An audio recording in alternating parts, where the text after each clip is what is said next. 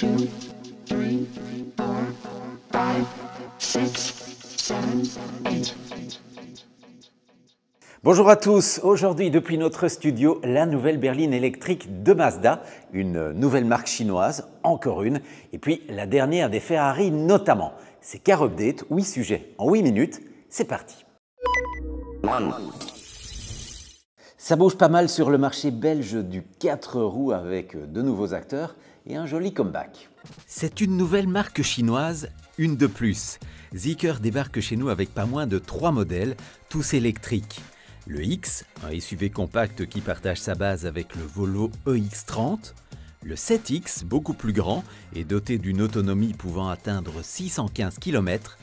Et enfin le 001, un grand break de chasse zéro émission développant 545 chevaux dans sa version performance.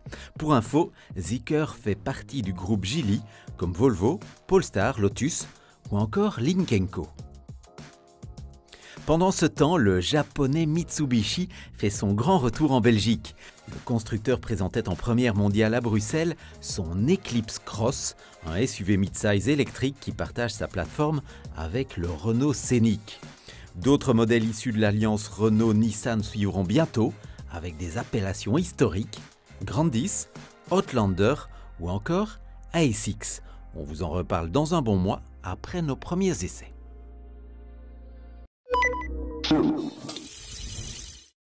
Avis aux amateurs de Miami Vice, la Testarossa est de retour, alors sans Don Johnson, mais avec un nouveau matricule.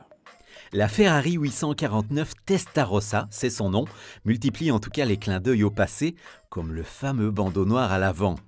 Pour faire oublier la SF90 Stradale, cette Testarossa du 3e millénaire conserve son V8 biturbo, désormais poussé à 830 chevaux et épaulé par un ensemble électrique de 220 chevaux. La puissance combinée de cet hybride rechargeable survitaminé atteint 1050 chevaux pour un poids à sec inchangé de 1570 kg. Comme c'est désormais la tradition chez Ferrari, la 849 Testarossa est présentée simultanément en coupé et en spider, dotée d'un toit rigide escamotable. En Floride, c'est un must, chez nous, c'est beaucoup moins sûr. Ah oui, encore un mot sur les prix. En Italie, la Testarossa coûtera 460 000 €, prix d'entrée.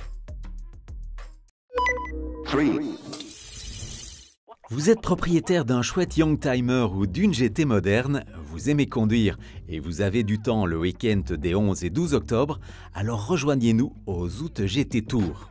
Organisée dans le cadre de la Zout Grand Prix Car Week, cette édition réservée aux voitures de moins de 20 ans se courra sur 1 ou 2 jours au choix.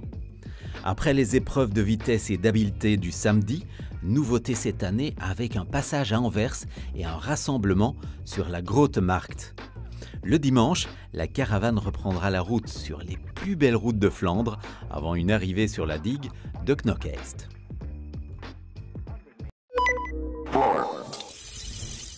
Les automobiles chinoises seraient des proies faciles pour les voleurs, on vous en dit plus. On les disait difficiles et coûteuses à réparer faute de stock suffisant en pièces détachées, on les dit désormais faciles à voler. En cause, un véritable choc culturel. La Chine connaîtrait de très faibles taux de home et de carjacking.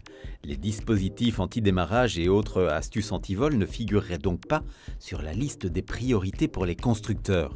Or, on le sait, la situation est bien différente en Europe. Le Royaume-Uni serait en passe de devenir une plaque tournante du trafic de voitures volées, tandis que chez nos voisins français, une voiture est volée toutes les 4 minutes.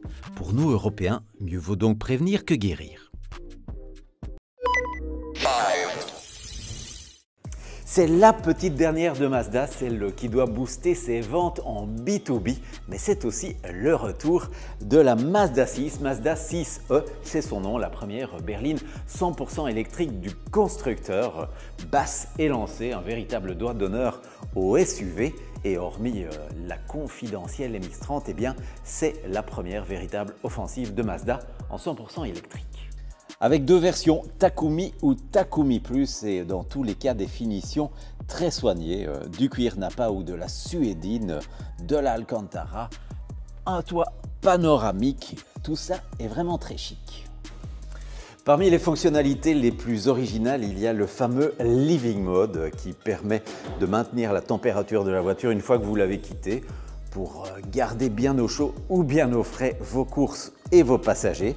Selon le pack de batterie retenu, l'autonomie atteint 479 ou 552 km et les prix, eux, sont assez dingues pour un tel contenu technologique, des 42 890 €. C'est un phénomène, la dernière des Lamborghini fait parler d'elle et elle fait aussi parler la poudre. Pour célébrer les 20 ans de son centre de design, Lamborghini lance la Fenomeno. L'engin aurait été baptisé ainsi en l'honneur d'un taureau de combat mexicain. Et c'est vrai qu'il a de qui tenir. Son V12 hybride rechargeable est celui de la récente Revuelto, mais en plus méchant. Son V12 atmosphérique est porté à 835 chevaux, atteint à 9250 tours minute. Ajoutez à cela toute l'énergie de ces 3 moteurs électriques et vous obtenez une puissance vertigineuse de 1080 chevaux. Le 0 à 100 est expédié en 2 secondes 4, le 200 en 6 secondes 7. La Fenomeno est la Lamborghini de route la plus rapide de l'histoire, l'une des plus rares aussi, produite à 29 exemplaires seulement, tous vendus pour un minimum de 3 millions € l'unité.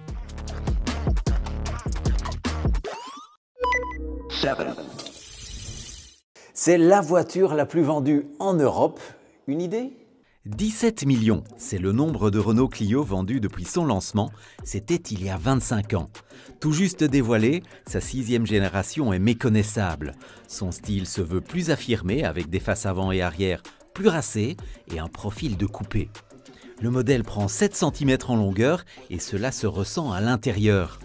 Plus spacieuse que ses devancières, la Clio 6e du nom s'offre aussi un grand coffre de 391 litres. À l'intérieur, on retrouve aussi l'atmosphère très soignée des récentes électriques de la marque, avec de jolies matières et pas seulement réservées aux exécutions les plus chères. On retrouve aussi le double écran tactile de 10 pouces, orienté conducteur.